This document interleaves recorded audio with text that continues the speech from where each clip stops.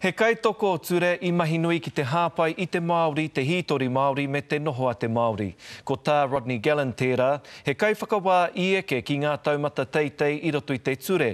Ahakoa, he Pākehā, he matatau ki te reo, he kai hāpai hoki I ngā tikanga Māori. He kanohi e kore anō e kitea. Kua hinga nei tēnei tangata wairua tāhua, whakaaro a tāhua.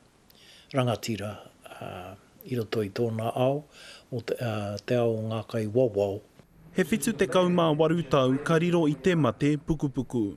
Ahakoa he kiri tuatea, ko ona whakaaro he Māori. He mahi tahi ia me nā tānata pēnei kia te ranihau, Rose Perema, ki te kōkiri ake I te kaupapa, kia whakahokia mai te mana whenua o Waikare Moana ki te iwi o Tūhoe. Kei te krauna te wai, engari kei amātau te whenua. Ki te kore te whenua ka reo wai.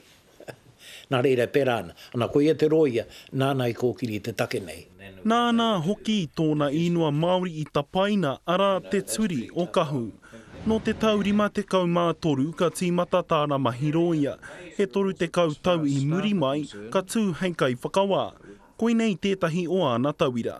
Moi mai e te rangatira kei te mōho ahau, he tino moke tātou o te ture, I runga I te whakaaro ko wehe tētahi o ngā tino kahu o tā tātou nei mahi. Mai ia e arahi ana I te hāhi perepitiri ana ki ngā moka o te motu. Nāna hoki te karahipi kia tāia e nā ranatahi te haere atu ki te kura tamatāne o Lindisfarne ki te matau a Māui. He pito mataka I roto I a rātau. Nā, ka whakaorahi ake te whakaohongi ake te pito matara I roto I ngā tamariki nei. I tēnei wā kei tōna kaina ia e takoto ana me tōna whānau.